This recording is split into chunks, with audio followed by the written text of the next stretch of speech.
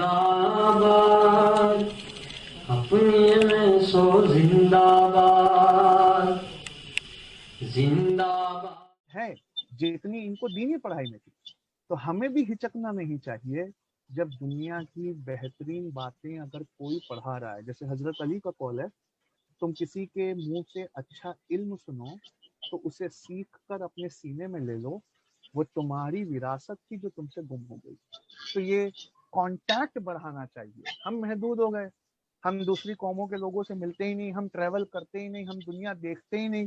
اور جب ہم دیکھتے ہی نہیں تو ہمارے سوچنے کا دائرہ وسیع ہوتا ہی، اور ہمیں لگتا ہے کہ دنیا کے پاس ہمارے لیے صرف ایک چیز ہے، نفرت ہے. ایسا نہیں ہے. جب ہم ٹریول کریں گے تو ہمیں سمجھ میں آتا ہے.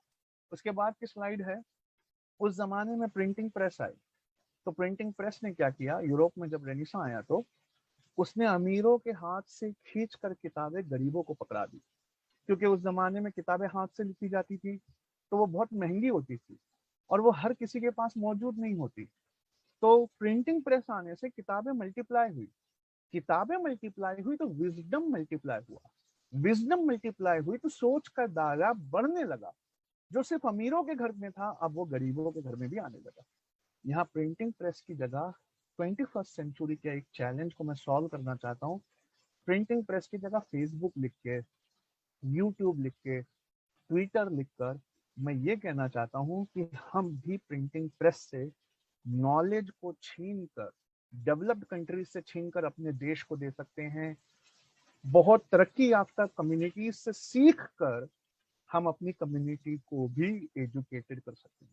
اس زمانے میں ہینڈ ریٹن بکس ریئر ہوتی تھی، مہنگی ہوتی تھی، لوگوں کے پہنچ سے باہر ہوتی تھی. لیکن آج کے زمانے میں ہمارے ہاتھ میں ایک ماؤس آ گیا ہے. تو پوچھا کہ علم کتنا دور ہے، کہا ایک کلک اوے. اس پر امام بخاری کی یاد آئی. امام بخاری کبھی کبھی ایک حدیث لینے کے لیے 9 دن کا سفر کرتے تھے. ہمیں ایک حدیث لینے کے لیے گوگل کی ایک کلک کو کرنا پڑتا ہے. تو یہ جو پرنٹنگ ہے اس کی جگہ یہ ماڈرن زمانے کے پلیٹ فارمز کا یوز کر کے ہمیں اپنی ایجوکیشن کو شیئر کرنا چاہیے. گوگل وہ چیز کا نام ہے جس کے بنا آج کسی کی زندگی نہیں ہے. جو گوگل سے کچھ نہیں لیتا وہ بھی ٹریفک کی ہائی لائٹس دیکھتا ہے.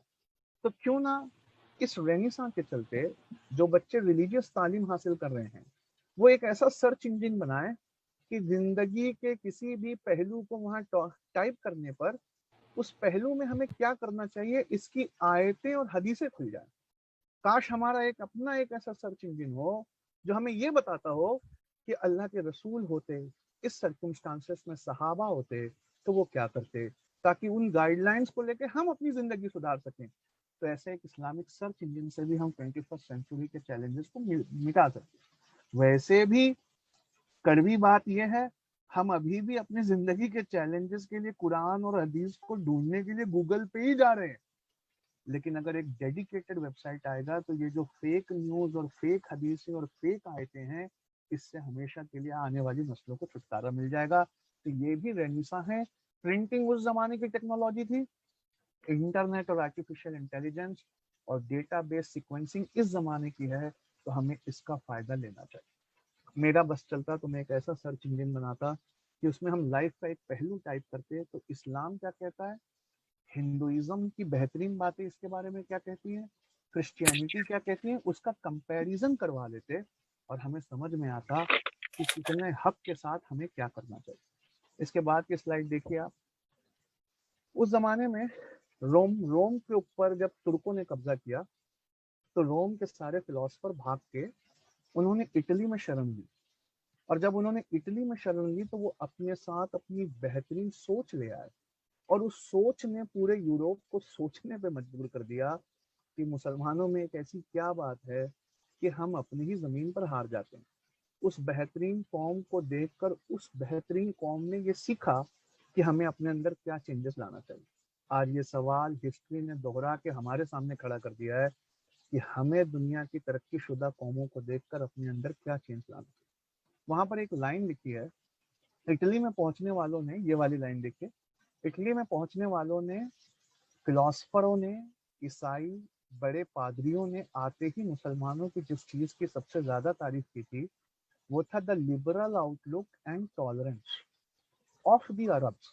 तो उनसे पूछा गया कि लिबरल आउटलुक और टॉलरेंस अगर अरब में है तो तुम भागे क्यों? तो उन्होंने कहा many Greek scholars they fled seeking shelter, क्योंकि उन्हें लगा कि Turks fearing fearing that Turks might not have, उन्हें लगा कि तुर्कों में वो लिबरल आउटलुक और टॉलरेंस क्या पता ना हो, इसलिए हम भागते। अरब्स में था, जब तक था हम वही रहते थे, लेकिन जब तुर्कों का हमारे ऊपर कब्जा हुआ तो हम चले गए, इस डर के मारे चले गए क्या पता तुर्कों में वो बात ना हो। तो हमें अपने अंदर लिबरल आउटलुक और टॉलरेंस को पैदा करना होगा। उसके बिना उस नबी की कौम जिसके बारे में ये आई है कि तुम सारी कायनात के लिए रहमत हो, वमा अरसलना का इला रहमतल लिल आलमीन, उसके मानने वाले कहीं नहीं जा रहे। तो बहुत इंपॉर्टेंट है, नीचे की लास्ट लाइन पढ़िए, Greece has not fallen, Greece हारा नहीं, she has migrated to Italy, बस वो इटली चला गया, ऐसा हुआ। और ये आने वाले फिलोसफरों ने यूरोप को सोचने पर मजबूर कर दिया। ये एक बहुत खूबसूरत हिस्ट्री का टुकड़ा है जो आपकी स्क्रीन पर है, मैं आपको समझाना चाहता हूँ। इस तरफ की एक पेंटिंग है जो कहा जाता है, बनाने वाले ने लिखा है कि ये Shamsuddin Excuse me, sir. Iltutmish की, शमसुद्दीन इल्तुतमिश की Excuse me, है। sir. और इस तरफ की जो पेंटिंग है ये चंगेज खान की है। तो चंगेज खान ने जब मुसलमानों का स्लॉटर स्टार्ट किया मंगोलिया से लेकर स्पेन तक, तो बड़े पैमाने पर उसने बस्तियां उजाड़ना शुरू किया। तो जब वो निकला था चाइना से, तो सबसे पहले वो इंडिया आया और सिंधु नदी के उस पार था, इंडस के उस पार था। तो इल्तुतमिश उस समय गद्दी पर बैठे हुए थे और हम सब जानते हैं वली सिफत थे ये राजा। तो इन्होंने हिम्मत की और कहा कि मैं अपने रब का नाम लेके चंगेज खान से लड़ूंगा और मैं चंगेज खान का मुकाबला करूंगा। तो नदी के इस पार इल्तुतमिश की आर्मी और नदी के उस पार चंगेज खान की आर्मी आ गई। दोनों आर्मी सामने सामने थी, लेकिन फिर पता नहीं क्या हुआ, चंगेज खान 9 दिन 9 रात इल्तुतमिश की आर्मी को देखता रहा। हजरत इल्तुतमिश और चंगेज खान की आर्मी को देखते रहे। फिर चंगेज खान इंडिया को छोड़कर चला गया, वो सिंधु को उसने पार नहीं किया, इंडिया पे कब्जा नहीं किया और दिल्ली सल्तनत बच गई। नई नई बनी थी दिल्ली सल्तनत और इल्तुतमिश दूसरे ही सुल्तान थे, पहले सुल्तान का नाम कुतुबुद्दीन ऐबक था।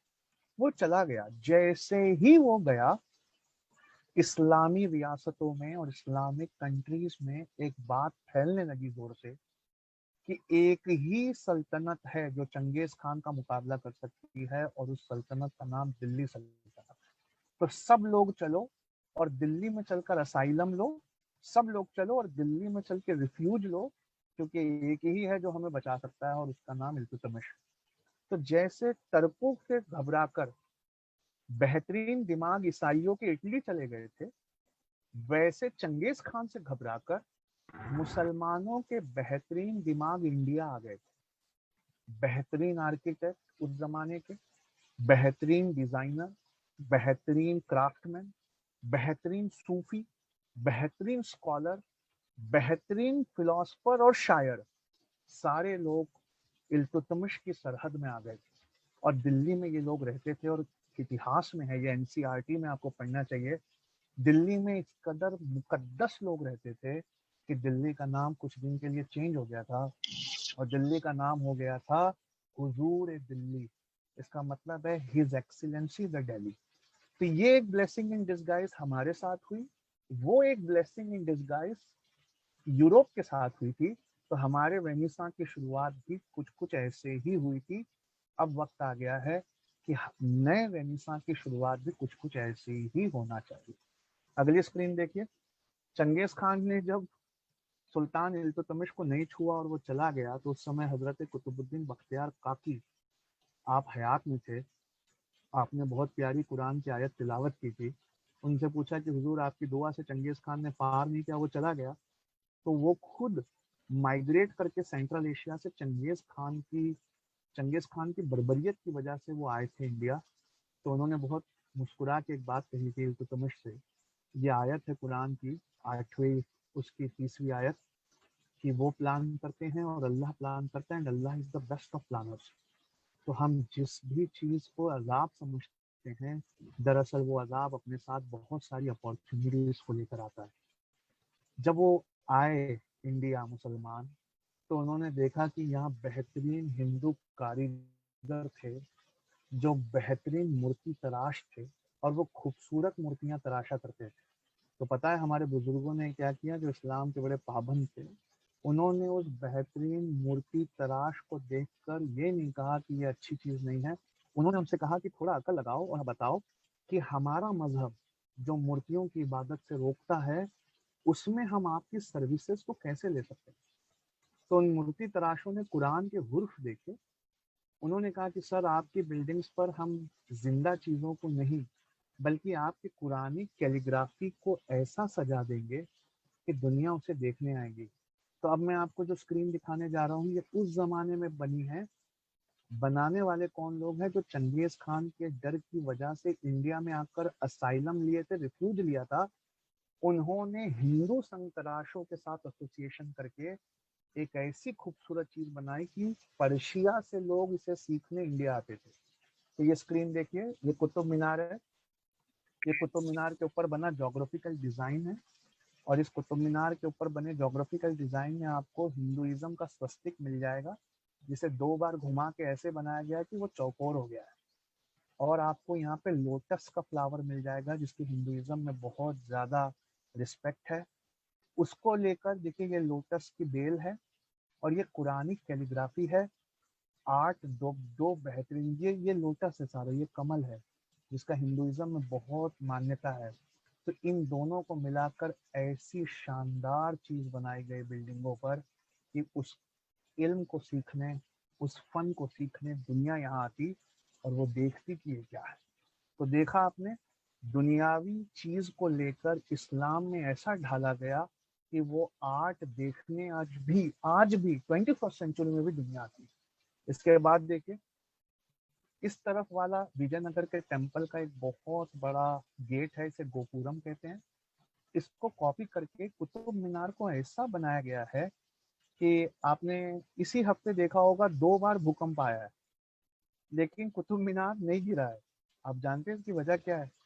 ہندو سنگ تراش کس کے سپرویژن میں کام کرتے؟ ان آرکیٹیکٹس کے، پرشین آرکیٹیکچر کے ان آرکیٹیکٹ اور انجینئر کے انڈر کام کرتے جو چنگیز خان سے بچنے کے لیے سلطان شمس الدین التتمش کے اندر آ کے رہتے تھے. بلبن کے زمانے میں بھی آئے اور انہوں نے ایسے ٹاور بنائے کہ ہفتے میں 2 بھوکمپ آنے پر بھی انڈیا کی کوئی چیز گر سکتی ہے لیکن قطب مینار نہیں گرتا ہے. اس کی مثال یہ دیکھیے، میں نے ابھی ایک کتاب ختم کی آرکیٹیکچر پہ، تو یہ قطب مینار ہے ہمارا، اور قطب مینار ٹیپرنگ ہے. دیکھیے جیسے جیسے آپ اوپر جائیں گے یہ چھوٹا ہوتا جائے گا. یہ ایک بڑی وجہ ہے اس کے نہیں گرنے کی، اور یہ بات آنے والے اس ریفیوجی ان اسائلم سیکرز نے ہم کو بتائی تھی. لیکن ایک بات آپ قطب مینار کے بارے میں نہیں جانتے ہوں گے، یہ جتنا زمین کے اوپر ہے اتنا ہی زمین کے آدھا نیچے، یعنی زمین کے اوپر اس کی جتنی 238 فٹ یا میٹر کے آس پاس اس کی اونچائی ہے، میں بھول گیا ابھی، اس سے آدھی زمین کے نیچے ہے جو اس کو تھامے رکھتی ہے اور دنیا کا کوئی بھوکمپ اسے نہیں گرا سکتا.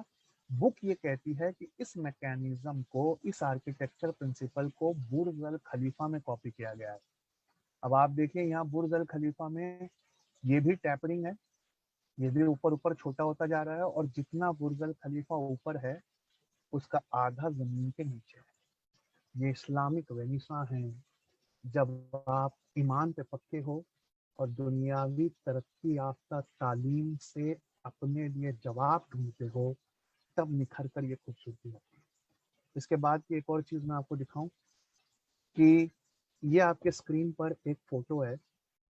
یہ فوٹو بہت شاندار ہے، میں نے اسی ہفتے اس کے بارے میں پڑھا ہے. ان کا نام ایوب بدلائی ہے اور یہ افریقہ کے ایک دیش کے راجکمار تھے. پرتگالیوں نے افریقہ سے کالے حبشیوں کو غلام بنا کر امریکہ میں بیچتے تھے پورتگیز.